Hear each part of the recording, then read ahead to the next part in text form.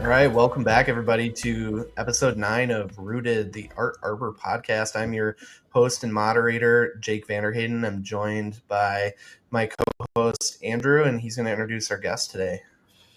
Yeah, welcome. Today we have a wonderful guest. I'm super excited. It got the universe came together to let us have this happen.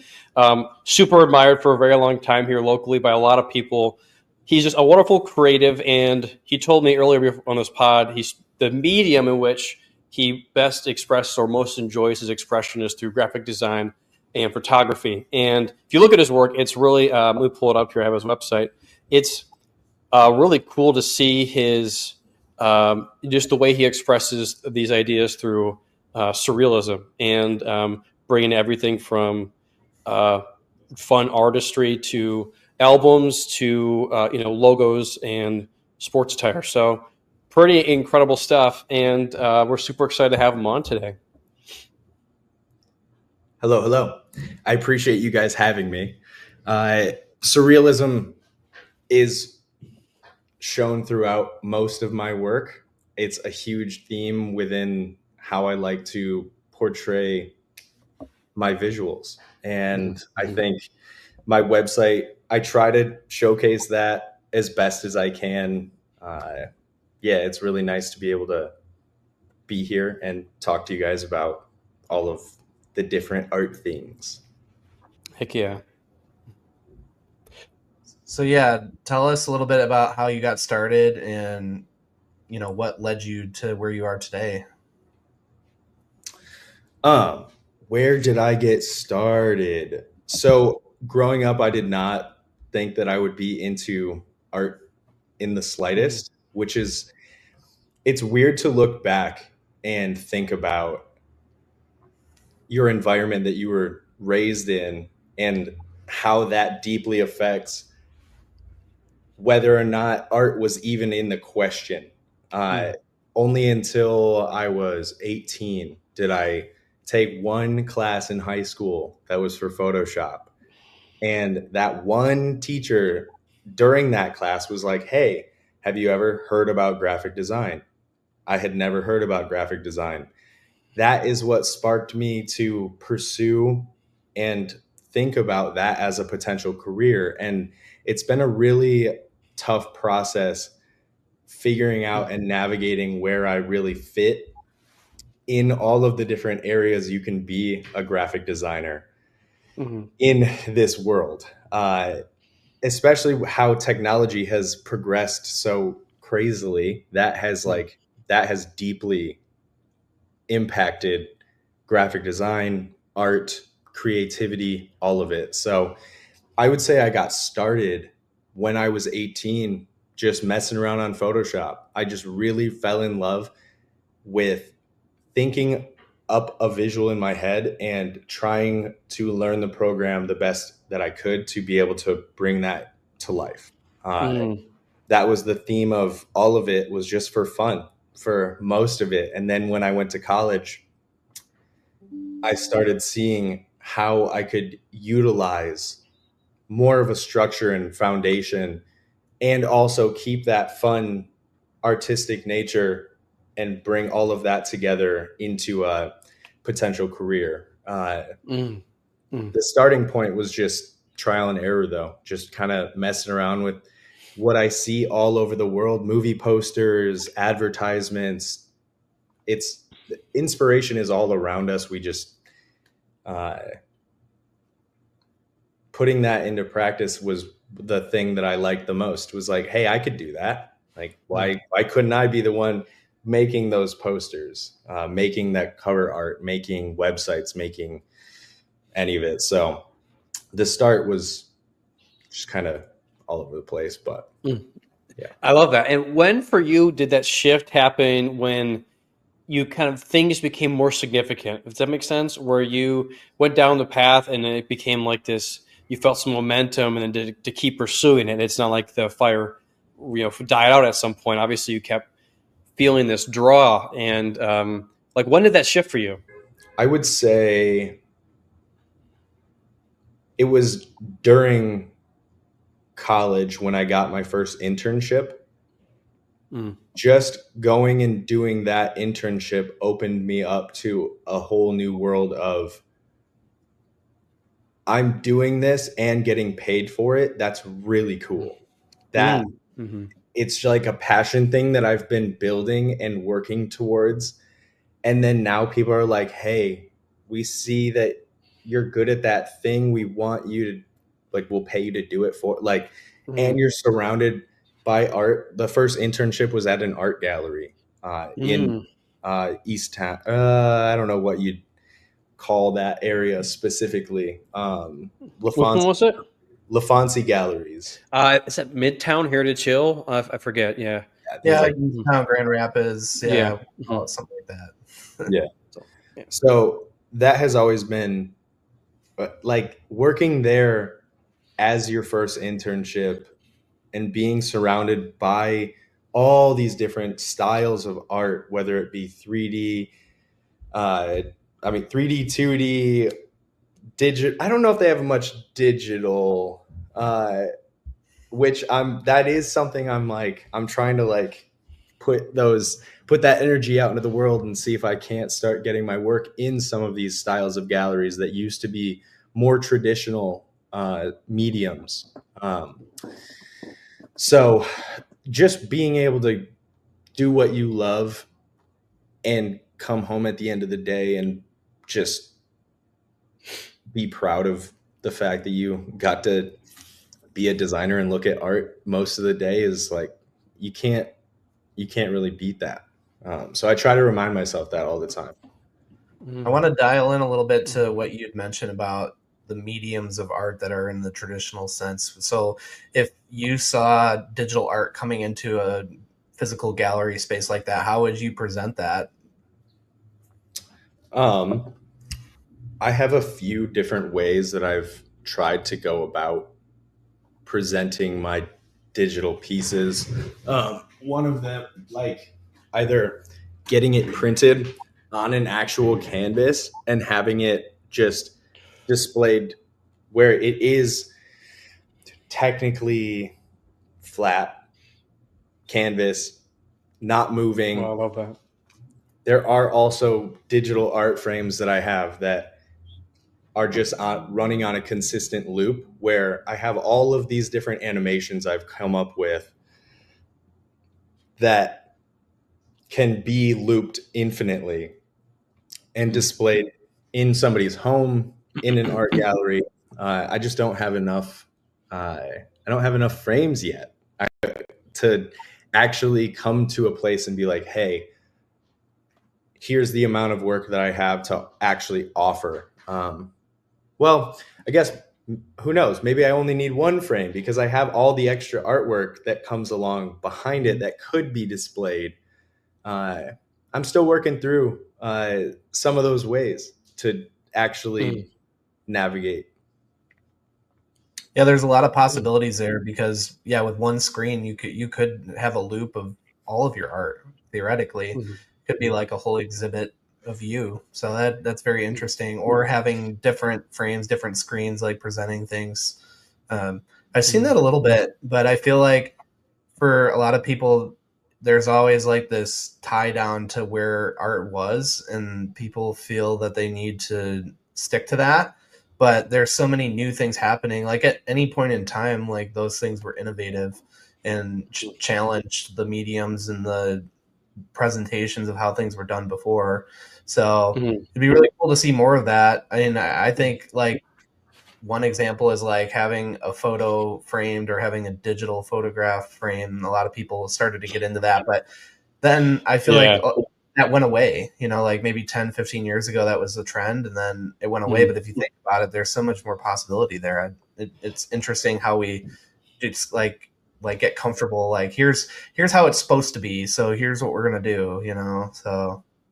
That's funny you say that because I have a 4.5 by 3.5 digital printout of one of Steven's works. It's huge. And I mean, I'll try. I have a picture of it and I'll put it somewhere, hopefully in this screen so people can see it. I'm not kidding. Where we have it positioned in the house, and Steven, you got to come see it. The first thing you see when you walk in the house. Cool. So you walk into the house and it's right across your eyes go through the foyer into the living room, and that's like the center piece, and we have like all this other stuff around it, and it's really fun. And people always comment on it. Man, that's really cool. Wow, I like that. That's really cool, man. Or it's like, wow, that's nice. People say all this different stuff, and it's one of the best things that's ever happened. Because I remember I think I mentioned it to you, like, oh, I'm thinking about doing this, da da da. And I remember just one day I woke up and you like sent it to me. You're something like, I appreciate you, and you made this really nice text, and I was like, wow. And then at that point, I was like, I gotta go big now. I was like, I got a full send on it because I had like a budget for it in mind, and I just put all of it into the frame in the print, and it's huge. And I always am like, yeah, it's this guy. Look at his Instagram. Like, you following him? All that stuff. And Nice. so. Yeah, absolutely magic. So anyone out there interested in doing it, it's totally worth it, and it's pretty cost effective too. And doing it for the local artistic community and creative space, I think is just a wonderful thing to help grow with your dollars and voting with your wallet. And yeah, I set the money aside, saved for a while for it, and did it. And yeah, I love it. It's such just a thing to carry around. I've moved probably 4 times with the thing. It's huge. It's a pain to move, but I love moving it and putting it into a new space because it's such a part of the energy now. So yeah, I guess that's all I have to say. I have some random tidbits, but I will wait until we get into that stuff about NFTs. Yeah, that's so much cooler to have that than oh yeah, it's this guy I know, and you have a whole conversation. But most people, they're like, yeah, I just like bought that at Walmart. Like, come on now. Home goods. Yeah. So yeah, tell us a little bit about what you got going on right now. What are you up to? What you working on? Anything coming soon? Yes. So currently I am working on a few different rebranding projects for a couple different clients outside of agency life. Yeah, dive into that. Yeah, the day job is standard Monday through Friday, 9 to 5 graphic designer. That is my main title. I'm working up hopefully towards creative direction style gigs. That's essentially what I'm trying to do in the freelance world, is more of the, hey, I can help you with your entire vision. What are all of the components that you need? There are so many different mediums that I've tried to learn throughout my creative career, I guess since I was 18, that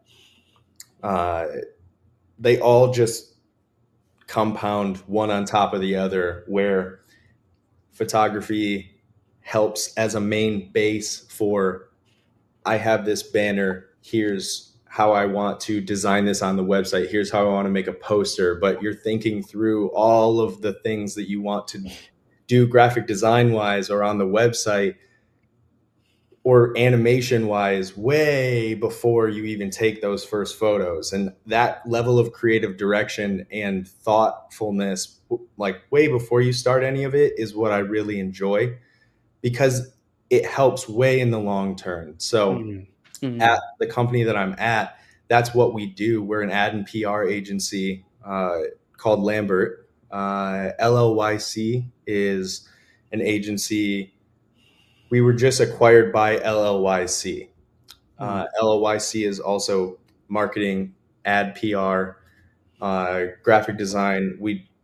Giant agency that helps brands bring their visions to life.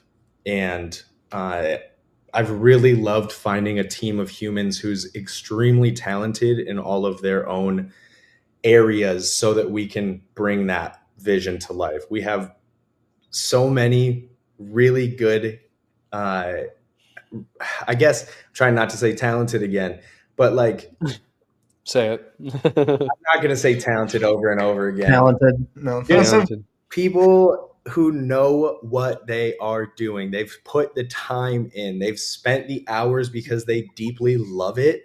And we're all coming together as a group. Where would you say they're talented?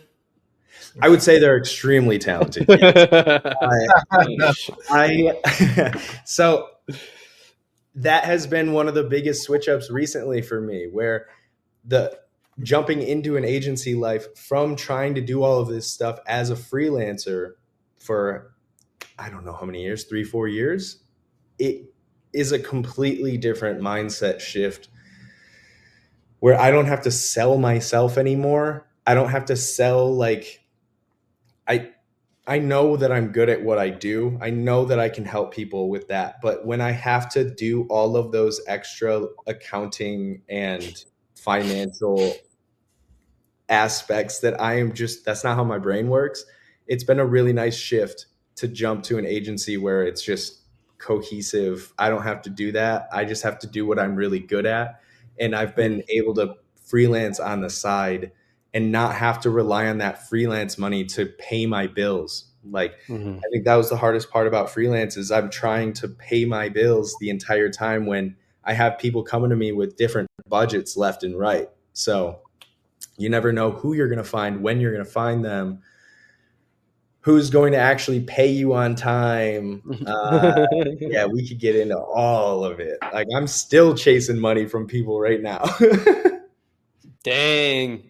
Yeah, I mean, yeah, I know, and I know I've known you mostly as someone who has freelance and who, flew solo, and so I remember all those moments, and you're still at a point now where you're beyond that, and people still owe you money.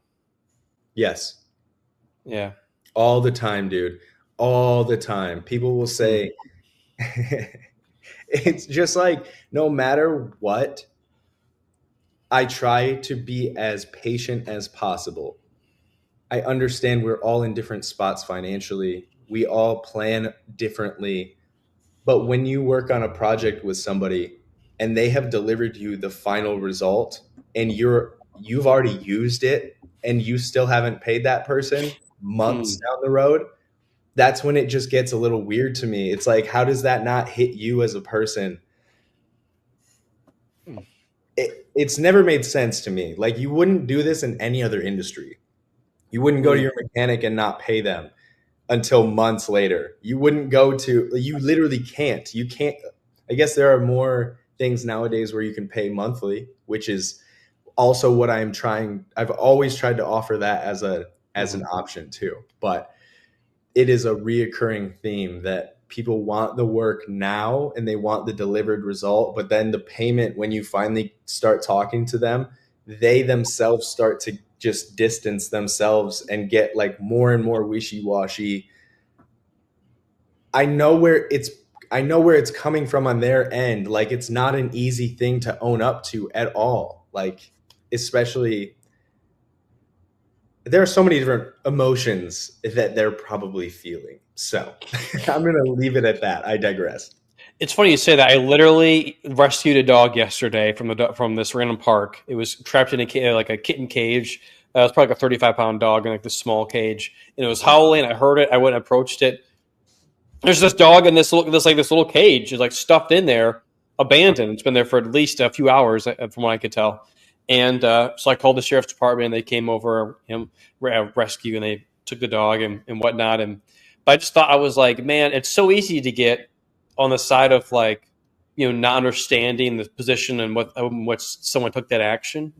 But at the end of the day, though, I think it's still like, no matter what, I think karma is real. So if someone wants to take on the world like that and just burn people and generate a bunch of bad negative karma, like, okay, it's on you. You know what I mean? Like, I mean, I can only let it go so far, but All it's right. about letting go. Absolutely. We like to dig in here on Rooted. Words. I just want to look into that a little bit more. Like, back to the example of like a mechanic. Like, if your car's broke and then it gets fixed, there's like an immediate gratification when you come to pick up that car, and you're like, I'm going to pay this person because I know that like I got the results that I wanted. But I think when it comes to what it seems, I'm assuming you're talking more on like brand work or like creative for a brand or something like that, where they're trying to use your art or that digital asset as some kind of promotion to further their sales, and they aren't quite seeing that ROI when get the assets from you, and it's kind of weird. It's like they want to see that play out before they pay you, but that's where I feel like art can be really disconnected from the real world, because it's not something that you can just be compensated in the traditional sense. Like if you're being paid hourly for something, it's kind of weird when you put a price on someone's time when it comes to art, because art shouldn't be bound by like the system that we live in, right? So that's where I see it coming from, that issue. But it in reality, like art is in the real world, and you have real bills to pay, and if someone does that to you, that's just not acceptable. So it's like that's what we're trying to get at here with Art Arbor, is like how can we change the model of how people are being compensated, because it's so disconnected from reality. Yeah. Mm-hmm. It's been one of those things that I've tried to really understand from every single perspective you can think it through, Mm-hmm. or that you could possibly think through. Business owner's perspective, a lot of people don't understand or see the time that I have put in over the past 12 years, 13 years, like however long I've been working in Photoshop, Illustrator, InDesign. I've learned some 3D things. I've learned After Effects to do animation. I know how to do web design. I know how, like any single type of visual that somebody could need, I feel as though I could make that happen. If it's something I can't do, I know people who do know how to do it really well. And that just is because they've put in a million hours into this thing. I understand that business owner who comes along doesn't even have the same, like the way his brain functions is just simply not as a creatives. Like he will not ever see the deep level of intricacies that I've taken the time to put into this thing. They have a completely different mind or objective in mind with a lot of it. And I have really tried to, I come at things full force with every single project I do. And I've had to work my way back and see who needs the next like deeply intricate thing and who only needs something that's a quicker turnaround. It doesn't need to be the next beautiful award-winning piece. I try to make everybody's work the same though. I wish I had the same amount of time to work on every single person's logo and not have to be rushed. But man, where am I always end up doing that.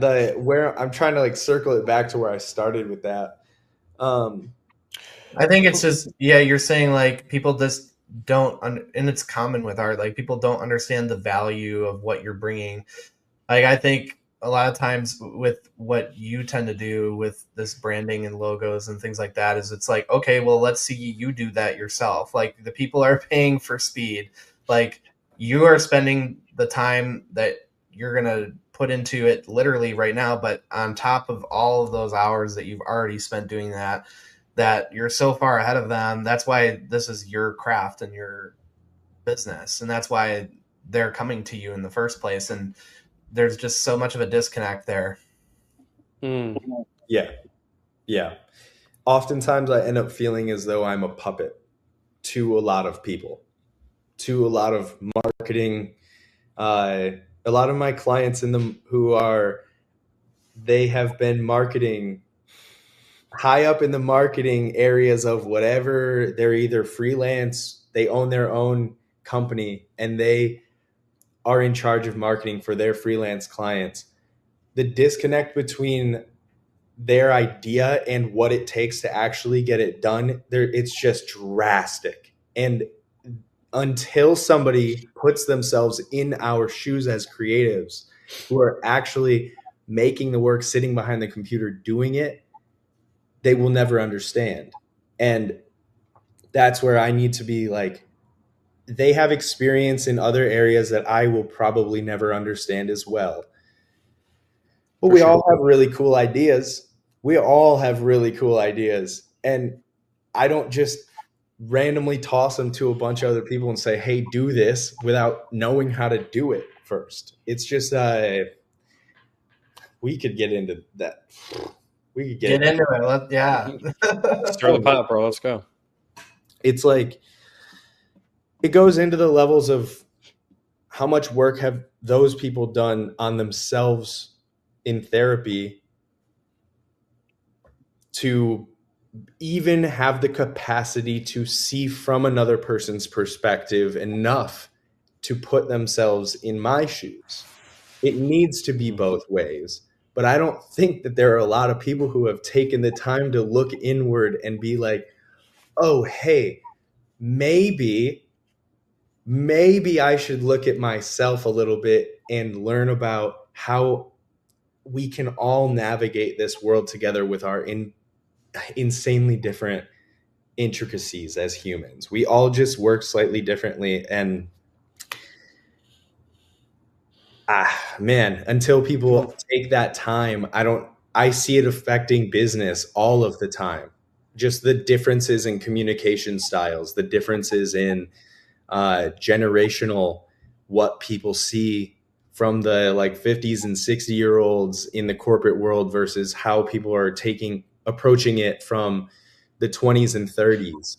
It's just like, there are a lot of disconnects, and we're all trying to navigate that and that big mishmash right now. It's been a really interesting road after COVID. I think, yeah, in the corporate space, everything is a commodity.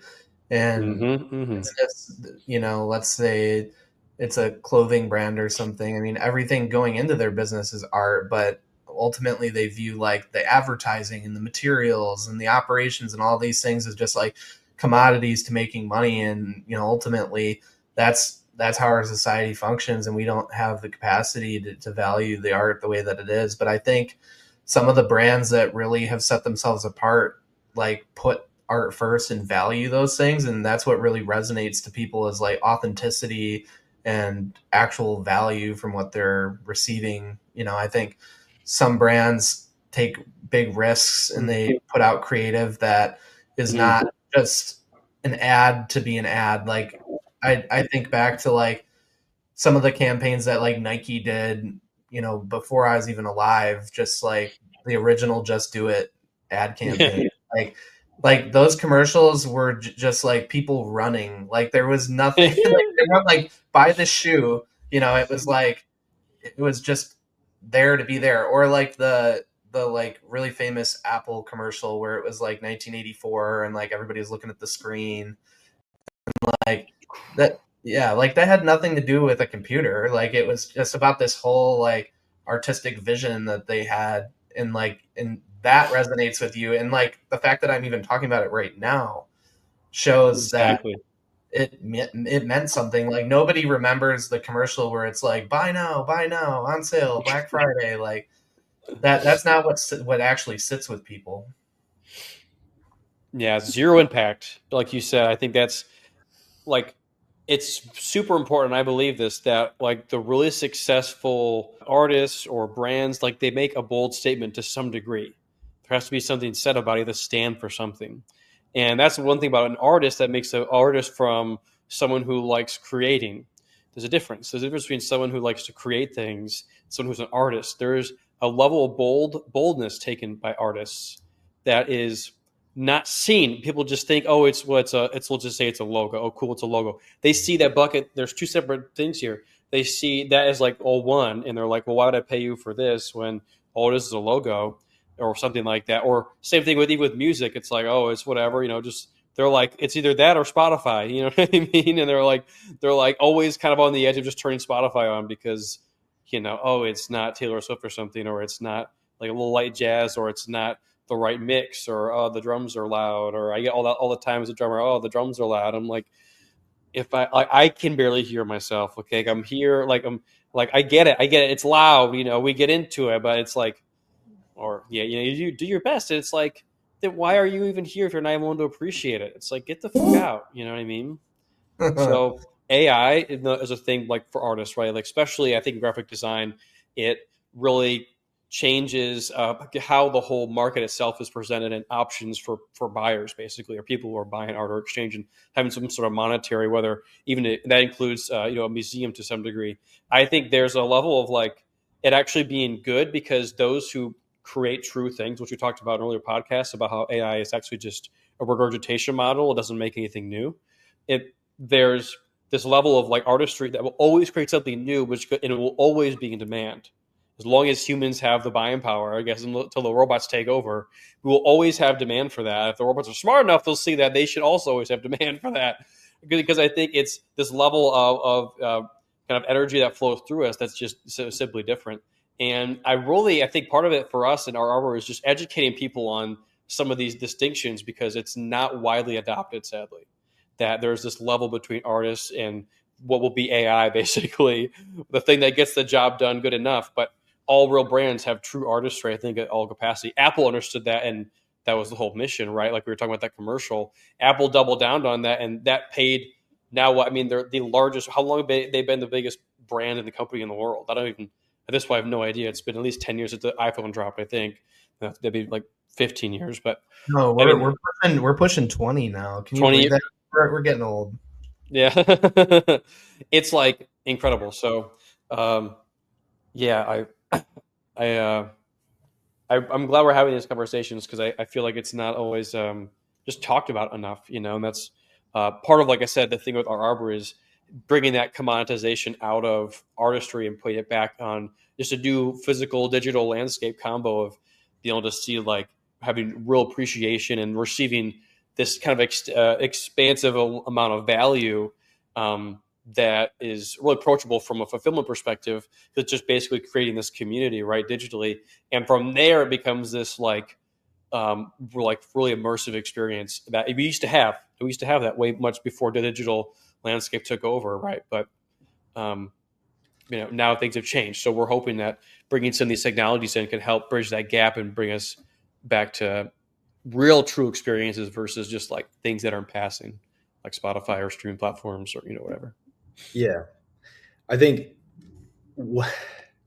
I've seen the world go consistently down a path of, I need this thing now. I need this thing instantly. It's just the level of instant gratification has just gotten worse and worse somehow. I don't know how you can get more instant than instant, but I've always approached all of this stuff in a very opposite way, where I'd rather us take the time to think about it as humans and how it will deeply impact us and the ways that it will resonate with us, rather than, hey, I need this thing. Hey, AI, spit this out for me. You can instantly tell, at least I can, when something's been generated by AI, when there has not been a human who's taken the time to finally craft the thing. The amount of people who have come back to me as a freelance, in my freelance world, where they're like, hey, I tried to do all this stuff myself using AI and templates, and I couldn't do it. I need your help. That happens so often. And then I'm just cleanup crew trying to navigate like this conglomeration of there's so much thought that goes into all of this stuff that I just wish people would see that it's so much more than that final result. It's so much more than that final poster. It's, why are we making this thing? The why is my first question, like for any of my clients, is why are you doing the thing you're doing?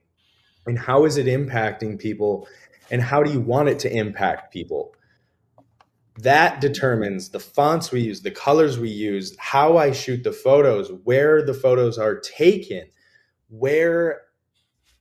how I put all of that together for your website, for your posters, for a billboard, for your album cover. It doesn't matter what it is. We have to know the why. And I think people are trying to skip ahead of all of that. They're completely skipping that. And it comes back months and months and months later. And you have to do it all anyway. you have to I see so many people have to redo things because they tried to buy a template. They tried to just do it the fast way instead of, I don't know, man. I don't know where the drive to stop trying came in. It seems to, I'm like, what else is life if everything's just instant? You're just sitting there not doing anything meaningful, is kind of how I've viewed it. If in the work space, particularly or specifically, I don't know. I think there's a lot of fun that can be had if these things are done the right way and you give the right amount of timelines and budgets and just trust artists to bring that vision to life instead of trying to be so literal about it. One quick client example I had recently from, I just have a lot of clients who are very literal. I try so hard to bring that artist level of, hey, not everyone's going to understand this, but it's visually intriguing and you can still read it. There was a menu item that had the word tails at the end, and I cut the word in half. I moved the apostrophe with the word tails up a little bit so it wasn't directly on the same line. It kind of visually, I was trying to make it look like it was a tail, like it was a tail of the word. It was a creative, it added visual intrigue to that area of the menu. It brought movement. It's a time, nobody's going to read it or be worried about it at all. But their updates are always put that back. It's always, no, dude, put that back. It's like, no, you're not allowed to be artistic. Do it exactly how we want it. Instead of, hey, man, why are you even coming to me in the first place? You guys do it then, is what I want to say. But I know I can't say that. It's not. Why not? Why not? I don't know. Please get into societal structure for us. Way too polite. Is it sometimes I'm literally not allowed to. There are certain situations where you just got to do what you got to do because there are higher powers above you telling you, who are paying you and telling you what you have to do. Fit into a box. Yeah, like at the end of the day, the client is the one who wants that thing. And if they want the thing so badly aligned, I'll do it. I can't hold on to every single artistic thing I try and put into a piece because not everyone's going to want that. And that's another area that I try to play devil's advocate with myself in everything. So stress test, that's good. It gets exhausting to do that, especially when it's with your own thing. But I have to do it or else I'm going to go insane. Now, I want to hear, now that you've made this kind of adjustment to a gig that says fit into the box and will pay you a lot of money, and then also the circle or the infinite world of freelancing or in art creation, not necessarily just freelancing, but you're creating your own art. Do you find that you've found this kind of, I don't like to use the word balance, but this kind of harmony between the three that allows you to fit into a box at work? You know what I mean? Bite the bullet there, I guess, because when you go home, you know what I'm saying, like this kind of ebb and flow. You've been there about 6 months now. You've been at this new place. Yep. Yeah. Do you think that that's a possibility, or do you think it's kind of just like there should always be this level of like freedom with all creative work? If that makes sense? This may be two different questions, but no, you're good. I am following. I think I am trying my best to navigate both worlds. I love the fact that I can go to a job where I sometimes don't have to think so artistically and so out of the box because there is already a very, very set structure within the brands that we work with. We Mm. can't just come up with the next thing Nike would come up with. That stuff takes, I don't know, I think the completely off the cuff,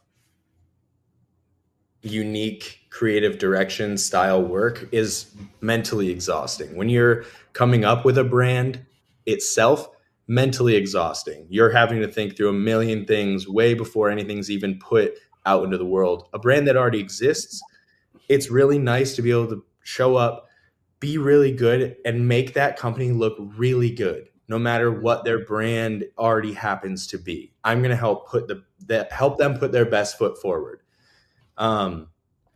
Doing that all day and then coming home and being like, yeah, let me do this again all weekend. That is where I'm like, my dad, my whole life was like, dude, just get a day job, come home, do your freelance stuff at night. I'm like, yeah, dad, that in theory, love it. In theory, mentally, I'm exhausted by the end of a full day of design work. So rarely do I then get another spark at the end of the day to even work on my own artwork that I've been wanting to put together. I have a stockpile of photos and artwork that has never seen the light of day because I am sitting here just kind of constantly on that corporate mental grind where on Saturdays, Sundays, I'm still thinking about what's coming up the next week because it just doesn't stop.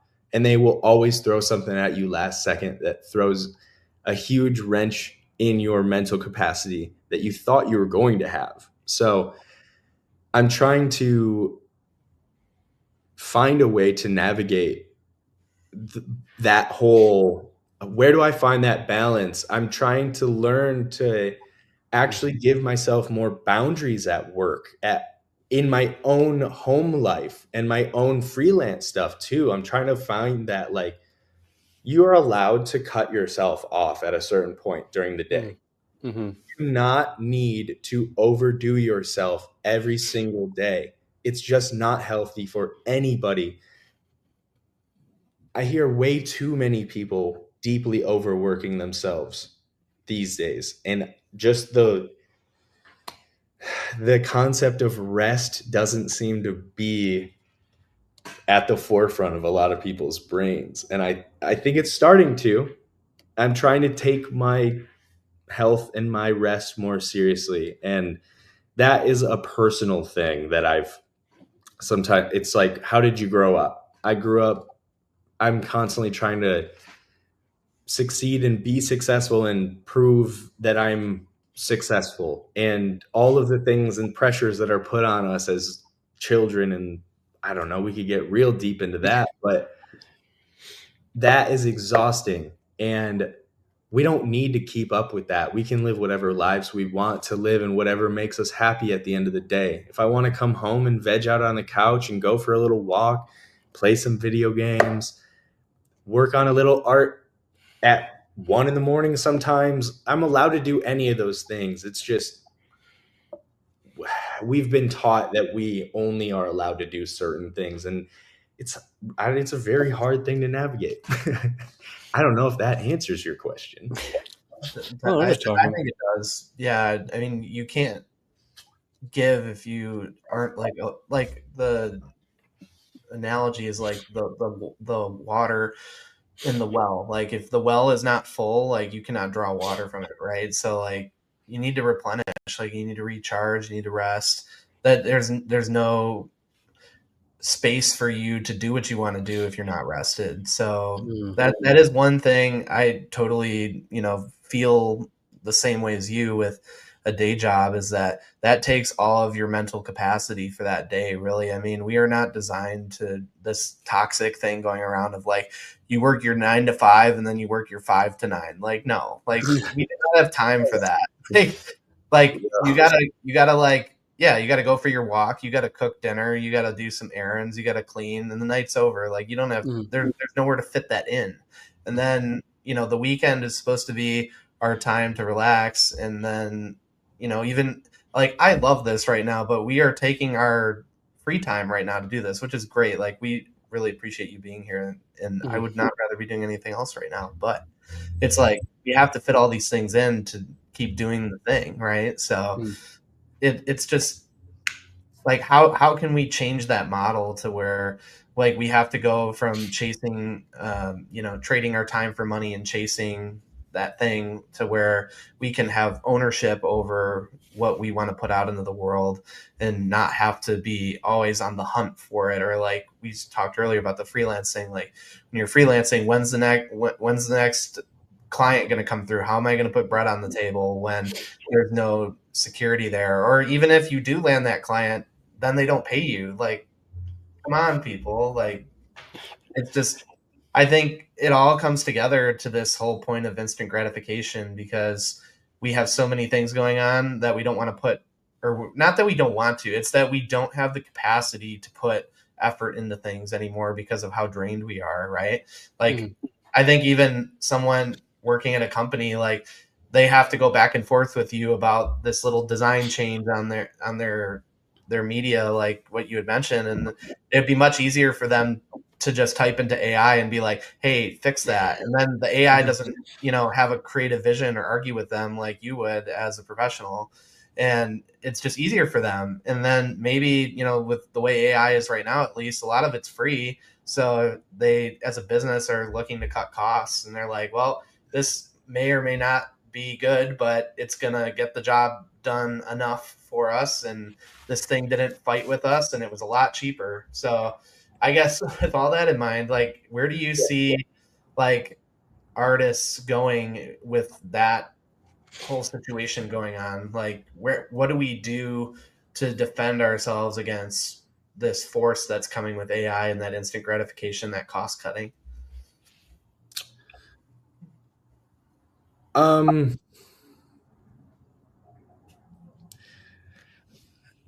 It makes me think back to what I brought up earlier of how people tend to come back anyway, even if they did try and use AI.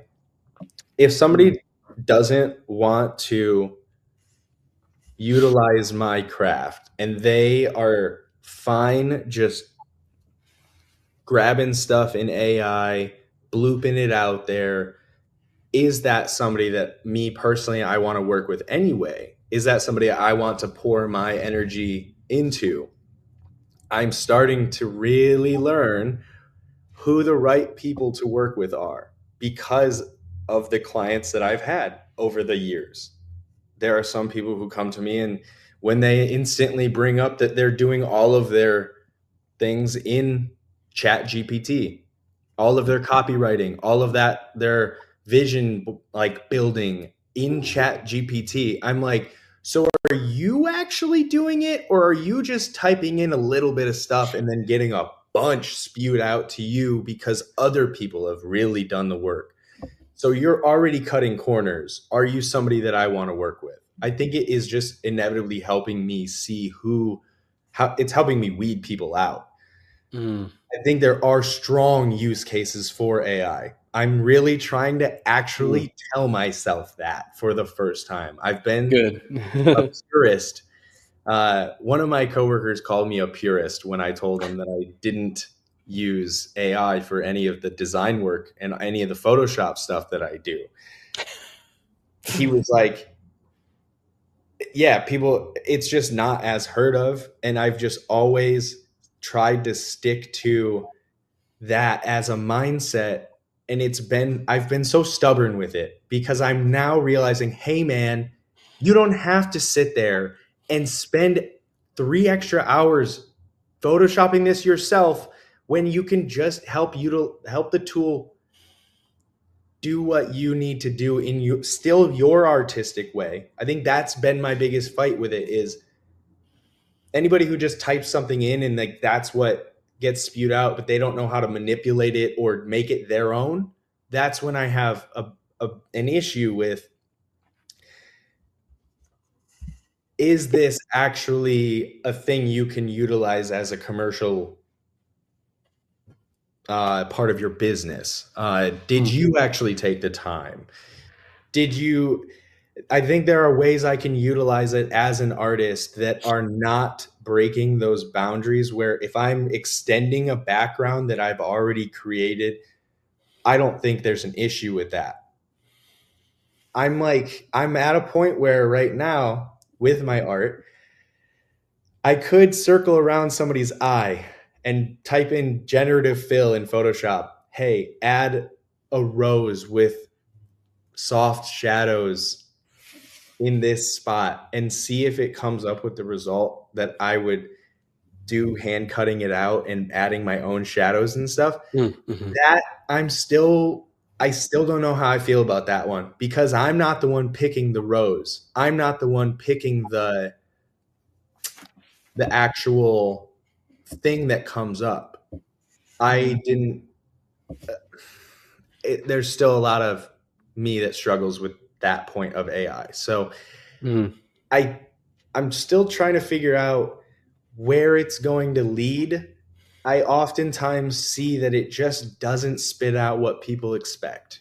I I think computers just have a long way to go in terms of feeling. They just don't feel things. They don't have emotions, dude. That is this like the root of the most beautiful design work I've seen, the most beautiful artwork I've seen in the world is just human. You can't. I don't know. I don't know It how else has to to be put it human. around. I have an AI idea that I wasn't going to share, but you kind of were talking about this. So, um, are you familiar with Chat GPT's GPTs? You can make your own GPT or your own basically AI agent. You can program it with just simply conversation, and you could feed it like exclusive documents or internal things or private information, and then it will from that you basically train this bot to kind of guide. Maybe I've seen people make it like 100 content ideas, use my AI, and basically they program it with all of their ways of thinking, and that's basically just like a computer AI version of them giving responses. You know what I mean? So it's Okay. limited to a data set that you give it, and then Yeah. you feed it the data, then it makes all of it, then it's like, okay, your function is this thing now, or you do Yeah. this thing. So there's that, and then there's this level two of. So right now, I would consider what you do for people like do it for you. So I do DFY, not do it yourself, which is like what AI is. AI is like DIY basically. Yeah. Um, so, but what you do is like do it for you. So I do this thing for someone else. What you could do, and a lot of artists could do this to some degree. You're talking about people coming to you or wanting to generate something like a logo, but they don't want to pay maybe for the actual do it for you services, that price tag. You could make a ChatGPT agent basically help and walk them, guide them through the process of creating a design, in such a way that would be accessible. I mean, there's a lot of simple or basic versions of programs out there that are pretty user friendly. And you could use this kind of AI bot as like a guide for someone to make, a really just like basic logo that, is functional and not to say beneath you, but I mean, you know what I'm saying? Like more I know commoditized, what you mean. like help. So there's a level of human creation, but there's assistance with AI to like help teach them and show them how to do it. But it's still their own creation versus like an AI, like to your point, move this thing, do that thing. And you're like, the AI like the AI like never listens. By the way, I use AI every single day, and I have to explain things 4 or 5 times to it before it'll do it to me. Sometimes people are like, Yeah. "Oh, this new Gemini thing is so great." I'm like, I have to tell it to do it over again like 4 times. I don't know what you mean. I'm giving these fat prompts, and then it still like doesn't know what I want. I'm like, how do I? Are they say different? Anyway, Just laying down fat prompts. Yeah. I'm laying down fat prompts. I love that. Fat prompts. So like having to tell it to do something over and over again, is it actually that viable? Is it For real, true creation, no, and it never will be. true? To me, it's only an education tool. It's like Google is. Like we now have like our access to knowledge is infinite and like just like the evolution of live music to digital music. There was a time when you had to go and physically read something. You had to go physically learn something. You had to go like put this like physical exercise and experience in to get this result. Whereas now it's like we're just digitally surfing the web and we have a greater access to knowledge than any of our ancestors had in like it's not even a factor I could even put into words. There's so many it's that millions and billions of times more, right? Like it used to be, we literally had this little village, and I knew about what you did and you did, and then we evolved from like some people get books, but not everyone gets books, and then now everyone can get books. These things called libraries, and now we are like have this. So with AI, it will help us be more efficient with sifting through knowledge and gain in knowledge, just like Wikipedia was back in the day, right? And now I think it is like that now, but it's still not as fast as AI. But basically, you have this really fast search and model that will give you all this information specifically to what you're looking for. So for me, I'm like, that's the only way I ever use AI. I never ask it to make me a logo. I never ask it to do anything fucking creative. I ask it to find me things on the web because there's a level of creativity and creativeness that AI will inherently never possess. Even if it becomes its own actual artificial intelligence, I still think it would lack the level of creativity that is required for true artistry. Yeah, we talk a lot about this concept of human intelligence, HI. That's what we're all about here. Shout out to Will I Am. He inspired us on that one. But yes, sir. I think let's pair these together. I think we've taken the glass half empty approach. We get a little bit into the glass half full approach with AI. But I think, how could we pair HI with AI to actually do something meaningful? I don't know if this is possible, or maybe it's coming, but with like these GPTs that you mentioned, Andrew, like if you could take like an entire catalog of your own art and use it for your own purposes in a gated area where no one's going to abuse this, and then you could say, well, how would I add the rose to this? Like if it was trained on your own work, then maybe it's just a productivity tool for you to do something more meaningful with what you're doing. And then you'd be like, no, I need to do this. Because if you have that AI working with the HI, it's like you're passing off on it as the professional, as the creative, and you're deciding what actually goes into it. But it might just be expedited instead of you repeating something that you've done before. Like if you could leverage a database of like all of your creativity to pull from to put into something, maybe that could actually be beneficial for you. That is very similar to where I've been thinking about my use of AI more recently. I'm allowed to use it. I've sat there and felt like I'm not allowed because it feels like I'm cheating. I'm allowed Feels to rather use naughty. Yeah. Yeah, it's just it's my own block. It's my own kind of it's the principle behind it. I tend to stand behind my principles pretty strongly, and that is one of those things that I've really battled with. But I do see ways we can use it to our advantage and to help our productivity. And if we put in the right parameters, like you're talking about, Andrew, we can get these things to be more of our own thing. And we can use them as more of that building block, initial starting ideation tool. Yep, exactly. Versus final product. I think that's where a lot of people tend to just use it as final product versus, we used it as the bit, here's the ideas. Now let's find the right people to take these words and put it into the real world. A lot of people just want to skip all those people in between because money, money, money, money, money. Like just every one of those people costs money. Unless you're finding college kids, interns, I don't know who you're finding. People. Yeah.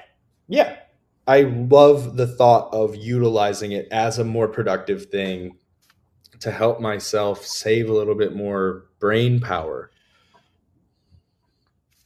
And I think too that there's really an opportunity for us to lean into technology further and trust that it's going to go somewhere, because I'm sure like 30 years ago there was some artist that was like, well, in principle, I really don't like Photoshop. Like I really just like doing stuff myself. Like, but now it's like you found yourself in Photoshop and you create things. But like it reminds me, there's like a newspaper clip from like the 1920s where they were like, calculators are going to destroy society. Like, like now it's like, okay, well, did that really help anything? Like people sitting there doing long division, like did that advance AI? Like, like I think it's a little bit of blind trust that it's going to be good. Like I know there's this notion that like there's this doomsday of AI taking over the world and crushing everything, but then there's also one where it's just this mad productivity boost for everybody and it's able to help us get somewhere. Like I work in finance, for example, and a big fear that I've had is like, okay, I do a lot of financial modeling and analysis. If AI could just do all of that, then I'm out of a job, right? But I also think with some of the things as a power user of Excel, as any good financial professional is, that some of the AI that Microsoft is working on is just going to help me be more productive. Like, I'm not scared that it's going to replace me because I think, like, at the end of the day, like if you're trying to make really important decisions, there's a human element to it. Like, there's not really a binary calculation of making a financial decision. There's a lot of inputs of how are we feeling about this? How are we going to solve this problem? And like AI could like help you guide you through that, but it would never really execute on the right decision, which I think the analogy here is that like same thing with creating anything. And I mean, anything can be art if you really think about it. Like sometimes I sit there at these like financial models that I built and I'm like, I put a little border on it, a little color here, this just looks really nice. It's just like this thing that I created, like that you could like put a bunch of data into something and it comes up with this whole understanding of a problem. And numbers just are interesting to me because it represents all of this actual stuff that's going on in the world, right? So Mhm.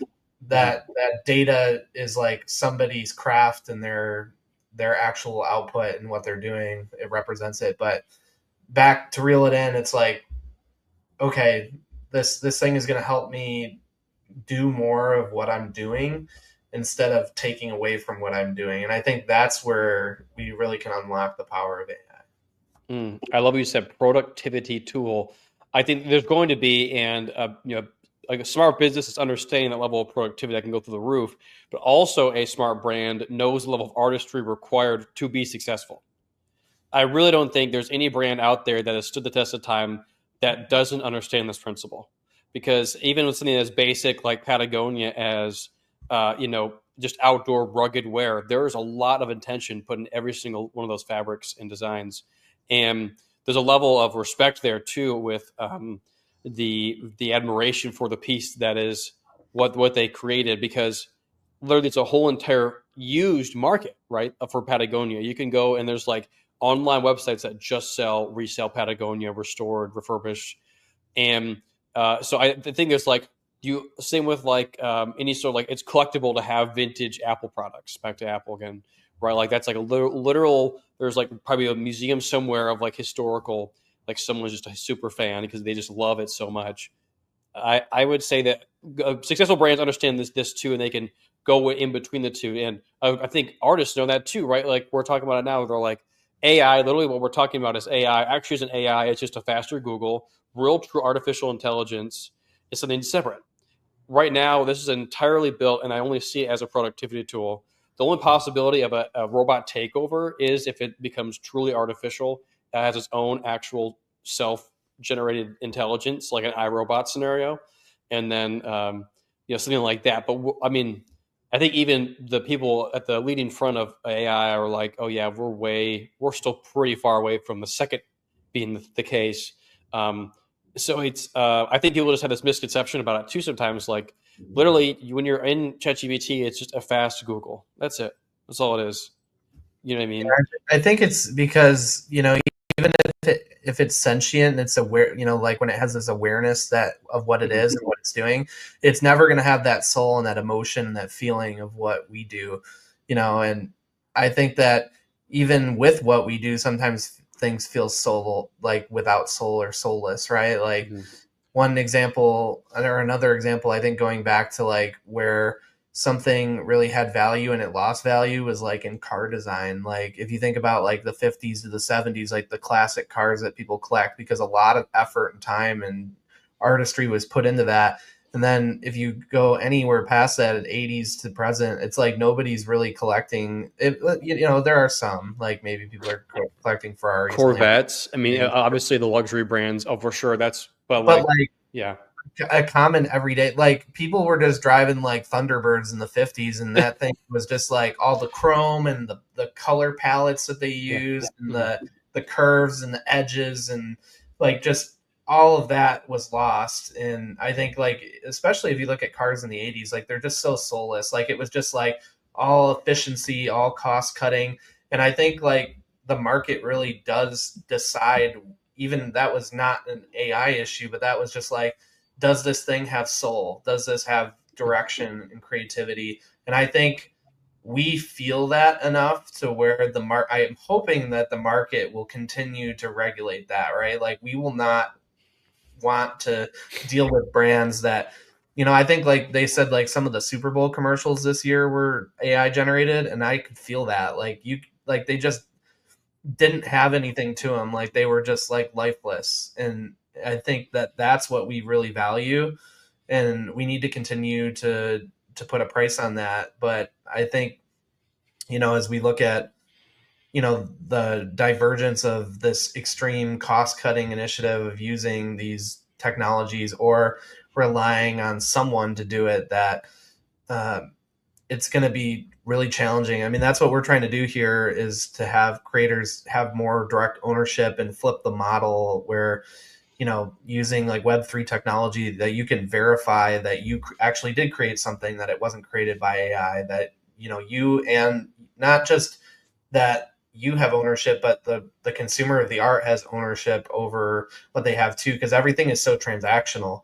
Like there's no connection between people. I feel like if there's re-engagement and connection, and like I can get to know you, like, oh, Steven made this, like then I really can engage with that art in a new way. Where even right now, like if you see something, you don't know the face behind it, or you don't know what went into it. But if we have that opportunity to connect and to own and to engage, invest, all of our mission statement at Art Arbor, that there's really an opportunity to change how people interact with creatives. I'm trying to show my art more. Trying to get it out there more. Trying to actually be an artist in the visual space. Isn't that a funny thing to say? Just the amount of things that end up living behind the scenes, that we all should put those things out there more. We all should be showcasing our techniques a little bit more. I've always found it difficult to showcase my process, because what am I supposed to do? Just throw a camera right here recording me sitting on a computer? Like that's always felt really weird to me. I do the screen recordings, and I have done that before. Where it's check like, his Instagram. It's awesome. Best videos ever. What's up? I said, check your Instagram. Best videos ever. They're such a good. They're like, nothing is better than a late night evening. You've had a good day at work, whatever. You're wrapping up, and you see just a time lapse of Steven's work. Nothing better. I try to showcase that process. It adds another layer to how much time am I spending on this thing, where I hope people know who's making it, but I also need to realize I don't post a lot of me visually on my page at all. So a lot of people might not know one of those, like a lot of people might not know where it's all coming from or who is making the art. So I am trying to realize we do need to visually showcase ourselves doing the craft more. Screen recording those processes adds a whole nother extra however many hours to the editing of that piece, where I'm trying to make it as cool as possible. Let me see. I will bring one up from my Instagram real quick that we can. Be awesome to share one. Yeah, that'd be wonderful. Please. Yeah. I was scrolling through by you're faster, so I know the ones that have the full showcase. I will say what you said. Maybe this. kind of inspired this for me. What if there's this level of, because it's not necessarily about output, completed output, but rather sharing the process is what it sounds like you're getting at.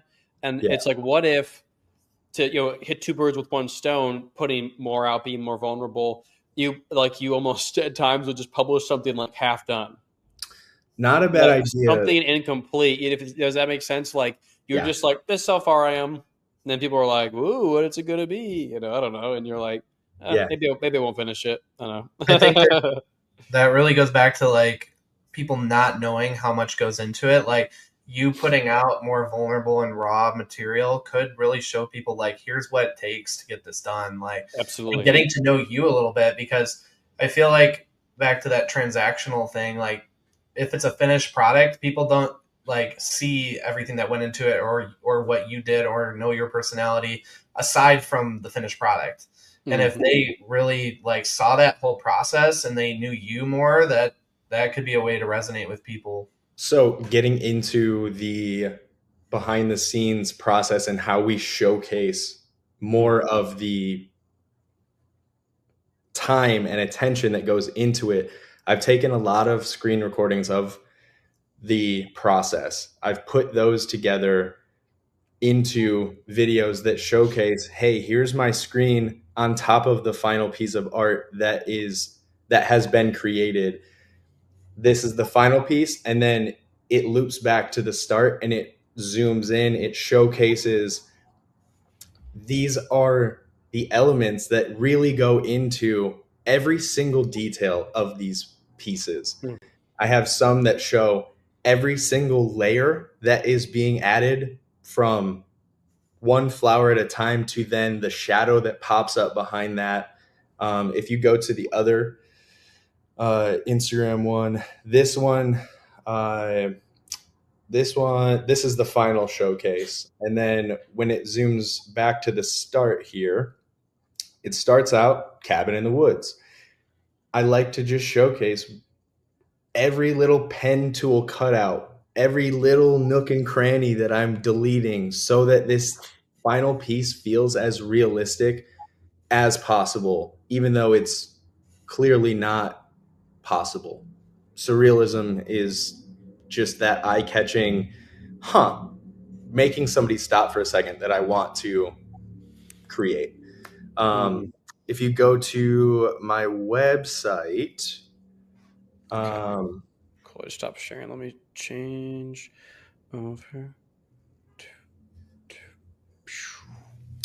if you go to my website, I have a few pages. This is the before and after page. If you click on any of these photos, it shows you the before photo and the after. Shows you, hey, this is how I started this, and here's the end vision based off of. There are a million different things I've come up with for the why, uh, whether it be the music that is playing for that person's album cover, whether it be, it's mental health issues play a huge role in a lot of the things that I create. Time, fragility, every little detail of life is something I try to translate into my art, and I end up utilizing nature and clocks and themes similar to uh, Salvador Dali has been a huge inspiration of mine in a lot of my work, but I'm trying to make my own version of animated Salvador Dali. Essentially, it's like the digital new aged version of, hey, this is just intriguing to look at, and there are drastically deep messages that go into why I do what I do. Um, yeah, I would Mhm. say I cut out faces a lot. I cover faces. I don't showcase myself a lot on my page. I'm trying to showcase me a little bit more so that people know who the person behind this work is and so that they know why I'm doing what I do. But there's some deep intentionality that comes with the work that I put out into the world, and down to every little movement, why things are subtly coming in when they're coming in, why the timing behind the music edits that I do, that those are some of my favorite things. Music industry has been my favorite industry to work in because you can be endlessly creative and let your imagination run wild. Just doesn't matter what you want to create. We can make it happen, and we can make people feel a certain way based off of the colors, based off of what we're putting in there, based off of how it's moving, why it's subtly swaying in the wind. Like, there are so many little ways that I'm obsessed with this stuff. And here's some of the 3D work. This is one of my favorite hoodies that I've ever designed. And I wear it all the damn time. Yeah. With this one right here? Yep. So I then made a 3D version of it to then make some teaser ads. The one that's moving on the right is a teaser ad. Just working with people to help bring their ideas to life, because there are a lot of people with a lot of really cool ideas. It's just, how do we showcase that? That's the job of the designer, the job of the artist. How do we make people feel? The Hacky Turtles, working with them, that has been one of my favorite things. Is they are a local GR band. Getting local people together, working together, going to art events, trying to actually get myself out there in this community more has been my goal as of recent. I tend to be a bit of a hermit crab.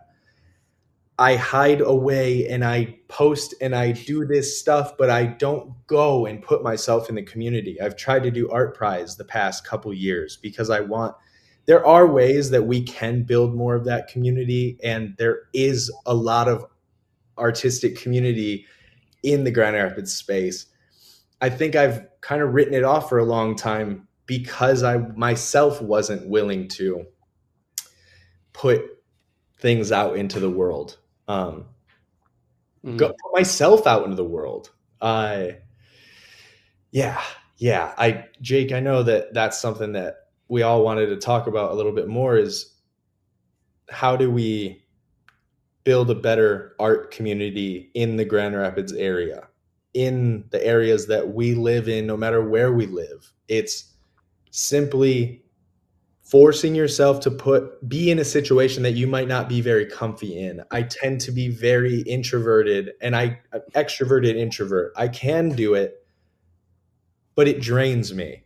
It's nerve-wracking coming and talking on this. I was so nervous at the start. I'm sitting there like, I don't get to talk to people about this stuff very often. So it's like, it's refreshing, but it's also deeply nerve-wracking. And I feel that same way when I look at all the different art events that are happening in the area, where people are putting on creative mornings. People are putting on just different art groups. All the Plug is another one in Grand Rapids. Love those guys. Yeah. Love the whole team over there.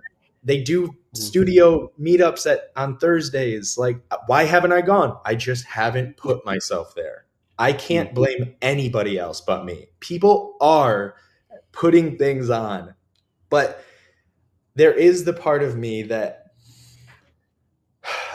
I feel a bit jaded about this area, having grown up here my whole life and having experienced such a drastically different array of emotions directed towards me about art and about even finally dressing in the way I want and getting tattoos. The amount of people who are like, "Hey man, are you sure you good? Like, I'm just finally expressing myself the way I've always wanted to express myself. And I finally feel comfortable doing it. And this is why it's been so hard, is because you get pushback no matter what you try to do differently. I wish people would be a little more accepting and open-minded about, yes, you might not understand this art piece looking at it, but the way you speak about somebody's art piece, even in passing, is deeply, potentially detrimental, potentially positive. You don't know how your words may affect somebody around you when you're walking around talking about their art at some of these art events. And the people who don't understand it have a tendency to just kind of blurt random stuff out, when it's like, if you would just read the art statement, you didn't even read the artist statement that's on the wall, but you're just like, I think there's a lot of ignorance still, and I think there needs to be a little bit more acceptance amongst just humans, accepting people for, hey, I might not get this, but this person put a lot of time and thought into this, and it means a lot to them. And if you took the time to look at it, it might actually make you cry. So it's one of those weird. We all have to put ourselves out there a little bit more and be a little more open minded to each other, I think. Mm. Yeah, I like that. I want to double click on all the plug that crew over there. They've, talking about what kind of action is necessary.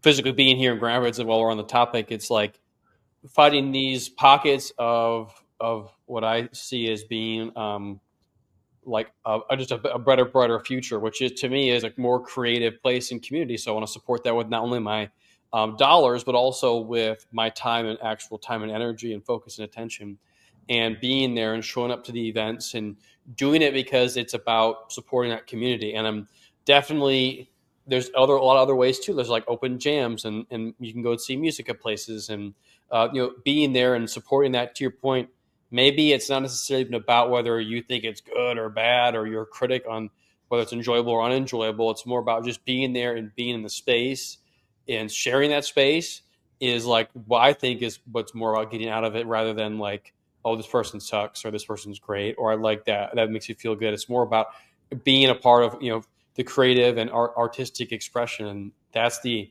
part that should energize you, not whether or not you approve of it or not, because it's not about approval, right? That's not the point. Is that we're creating art, not in creating things, not just creating things that people like. Rick Rubin's always about this, right? Create things for you. So he's the Yeah, I goat. think with technology and COVID and a bad economy and all these other things, it's put a lot of pressure on us to not prioritize making time for our hobbies and our passions, and even just like chilling outside of the spaces that we have to be like, yeah, at some point in the day you have to go home and you have to sleep and you have things to do at home, and most of us have some job we're committed to where we have to go to work and do these things. But there's this concept in sociology of the third place, which is anything that's not our home or our workplace, a place that we can go and build community and socialize with others and create and ideate and innovate and think. And I think for a lot of us, like, our phone has become the third place where we go, but there's no real authentic engagement with people on your phone because it's very one-sided. Like, I'm watching a TikTok, I'm watching a video, I'm scrolling on Facebook, but I'm not really truly engaging with people. There's no human connection. Like, these web 2 platforms have really like taken the soul out of our third place, and I feel like COVID accelerated a lot of that because that was our only option that was given to us in a lot of cases. And I thought that we were going to come out of COVID and be like, wow, this was a big mistake. Like, we did this forced experiment in a digital third place that was not good, and I thought we were going to go back to a real world third place. But I think we almost were pushed further into that abyss of this web 2 space that doesn't actually bring anything. And then there was like some glimpses of the metaverse coming, like, where people are scared of that, but I'm like, I'd almost rather throw the goggles on and come see you in VR, because I would actually be with you again. Like, just Yes. engaging in there's no engagement in art when you're just like looking at something online away. Like, you're not seeing the artist, you're not seeing other people's reactions to it, and you're not even really seeing your own reaction. You're just scrolling past, looking at the next thing. And I think that's kind of back to what we were saying about, like, why do we need this cheap output? Why do we need this instant gratification from art or creative? A lot of brands now, it's just something that someone's mindlessly scrolling past. Like, if there's a creative on Instagram for a brand, people might not even realize that they saw that ad. It just has to like kind of pick at their nature of like, oh, I'm going to plant this seed for them to buy this thing, and that's the only purpose of this ad. Like, we don't have people's attention to like watch a commercial like you used to. Like, I don't know, people aren't even paying attention to the thing that they think they're doing anymore. And I'm not saying that I'm not a victim of that. Like one example of that is I like on all the streaming platforms, they're putting recaps at the beginning of every episode now because people are on their phone and they're not even paying attention to the damn program they're watching. Like, come on now. Like that's where we're at. Like we just are so distracted, and we have to put so much time, I think, into those first two spaces, and we have no real third place. So if we want to talk about like, yeah, in Grand Rapids, in your local area, if you want to, you have to put yourself out there in those third places and normalize that. And I'm talking Gen Z, millennials. We need to go to these places because I think Hell that's yeah. where like, the generations before us benefited from that because they had no phone to endlessly scroll on. Like they had to go into that third place. They had to go to a bar. They had to go to a park. They had to go to a coffee shop. That's where things happen, right? They had to go to a club at night. But now that there's all these alternatives, it's almost watered those down to where we don't even want to participate in those things. Or if we are, you're on your damn phone. Get off, put your phone. It's so There's frustrating. Bruno Mars has this club in the Bellagio in Las Vegas, and they don't let you have your phone out in there. It's called Yes, dude. and I love that. I didn't know that. yeah, it's sweet. And you just like are in they're spinning like vinyl records, they're making good cocktails, they got a live band up there, and they'll kick you out if you're on your phone. I mean that we almost need that regulation to More create of that. space, you know? More So of that for sure. The one thing, think the really the last thing I want to say is when it comes to like this level of we perceive rest to be something like scrolling on your phone. So often people talk about, oh man, I just gotta chill or relax. I do this all the time too. I just put timers on my apps, but I'm like I go to sit down and think that I'm resting when I'm scrolling, and then it's like this healthy thing, but it's really this weirdly perceived dopamine loop. But there's no rest involved. It's actually all stimulation. So your brain and your eyes are your brain. There's no disconnect. It's literally a chunk of your brain is literally what an eyeball is, by the way. And you are looking at the screen and it's way too freaking close. And so I might think I'm pretty good now. I'm like, I do this and I try to like not look down, but I look up, and like we're so close and we're just so consumed by it. And it's just like this kind of hypnotic thing that goes around like in Incredibles 2. And we're just kind of, zombies moving along. And, we all, I'm just done with the excuses, oh, I put my phone down. Da, da, da. It's like, just do it. Well, back to the Nike commercial, just do it. And I think going to these places, it's like, oh, I'm nervous. It's like, yeah, good, you should be, right? I'm also, it's the same part of your brain, nervousness and excited, same part of your brain. So you can choose which one do you want. Which one do you want? You want to be excited or you want to be nervous? Good, same, right? No difference. I'm done. Goodbye. I saw this clip of a podcast recently, and they were talking about like how phones are like rewiring your brain and everything, and how to undo it. And the funniest thing is they were like, "Don't bring your phone in the bathroom." Like we all know you sit there, and we won't go TMI with it, but like it was funny how they were like that is like the root like behavior. Like you can't even like go to the bathroom anymore without going on your phone. Like come on. I hate to say it, I look forward to it sometimes. I'm like, oh, yay. But that's a hack though. If you're trying, I guess that the psychology like that you gotta leave it over there. The one too is like before bed, like everyone's like scrolling. That's like the last thing you do at the end of the day. That's the worst thing. Lighten up your brain, all that blue light, like that is not healthy to fall asleep to. But I think the small moves can make a big difference. I go to black and white at night on my phone, so it totally sucks away all that color, and so it's a much more dulling experience when you're looking at your phone. And then also, like for me, I'm like, all right, if I'm going to the bathroom and I'm on my phone, I'm sitting on the toilet, I'm on my phone. I know I shouldn't be. I'm like, I gotta at least like set a timer or something. You know what I mean? Like, all right, you can be on your phone, but you got like 1 minute. You know what I'm saying? There's hacks, but I mean, come on, guys, we gotta do something about that because it's just not good. Sit on the toilet for 30 minutes, you're gonna get hemorrhoids. So to pull that all together,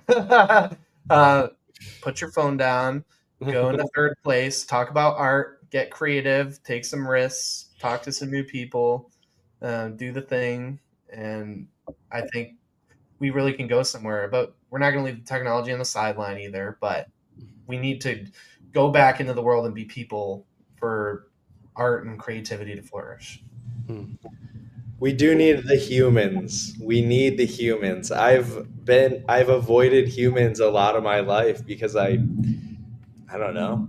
Life around us can get very frustrating, and we tend to then take a lot of those internal feelings out on the humans around us. But when you start to really take a step back and just prioritize the meaningful things, humans mean the world. That it's literally what we need. We need people to come together and actually just appreciate each other for our differences and actually show that we appreciate each other in the multitude of different ways that we can do that. So that's where I'm gonna evolve about humans. That's it. Be a human. Great place for us to wrap, I think, today. This has been informative, therapeutic, many different things. I feel like great conversation. Thanks for joining us, Stephen. We will get all of your links and all of the things in the descriptions and social media. Check Stephen's stuff out, everybody out there. He's got some really dope artwork, as you can tell from watching this whole podcast if you've made it this far. Yeah. You can hire him and he'll argue with you to make sure that you have the best product possible, created by a human. No, in all seriousness, check it all out, and check us out too.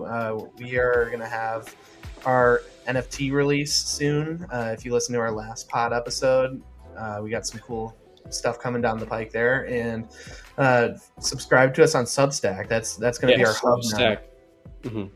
And we are getting on this pod all places that you listen to pods. So we're on Spotify now. We're coming to Apple hopefully soon. Wherever you are at, we will find you and bring this gospel to you. So again, this was episode 9 of Rooted, the Art Arbor podcast. Thank you for listening, and we'll see you next time. Thank you.